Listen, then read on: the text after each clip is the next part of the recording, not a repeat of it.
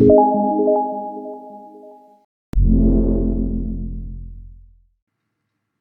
and welcome back to the course again. So we were discussing about the decision control structures, and in the previous session we have discussed about the if statement. Okay, so in this session we are going to discuss about the next statement, which is if else statement. So this is the syntax for if else statement. So we have seen there will be an if keywords followed by a conditional expression, and if that returns true, that certain statement will be executed. But if this condition falls, then what happens next?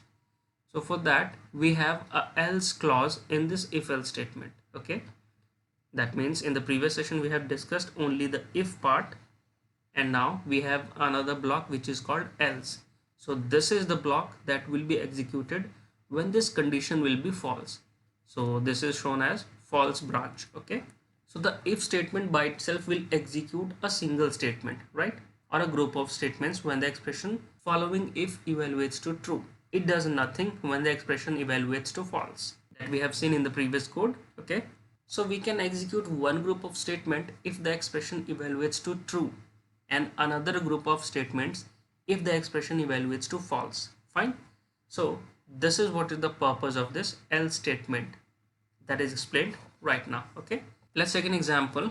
So this is the flow diagram of the code. That the code will start, then input will be the basic salary, and that will be compared that whether this basic salary is less than 1500 or not. Okay, so if it is less than, then the HRA will be the basic salary multiplied by 10 divided by 100. And next the calculation part occurs for printing the gross salary. Okay, now if it is not less than 1500, then we have the HRA 500, and as per this HRA the gross salary is further calculated. Okay, so this is the equivalent code, that means the calculation of gross salary. Within main function we have some variables of float type like BS, GS, DA, HRA.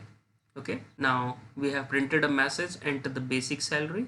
We have read the values of basic salary from the user.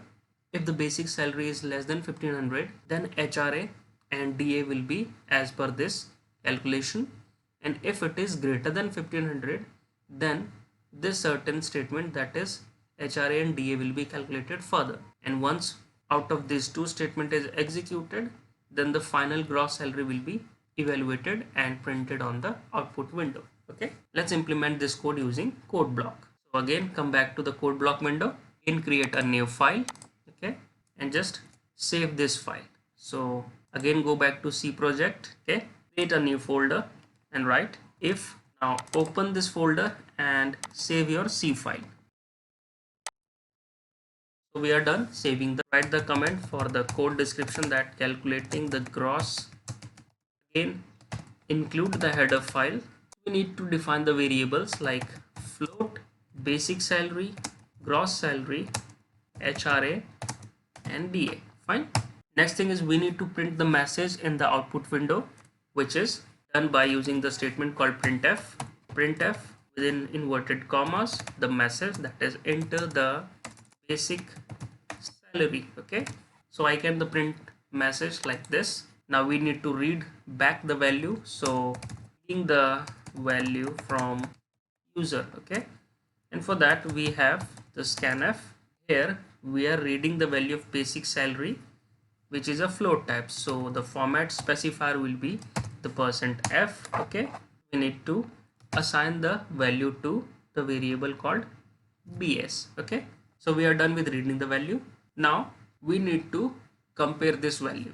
So if BS is less than 1500, okay, start the curly brackets because we have more than one statement. So if BS is less than 1500, what we have to do is, now we have to calculate the HRA and DA based on this conditions. Okay, so for that HRA is equal to the basic salary multiplied by 10 divided by 100.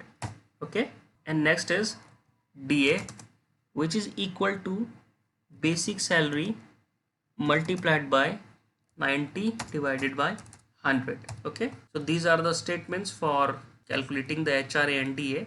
So if the basic salary is less than 1500, then these two lines will be executed. And next comes is the else block. Now if the BS is not less than 1500, then we have array 500 and DA is equal to BS, that is basic salary, multiplied by 98 divided by 100.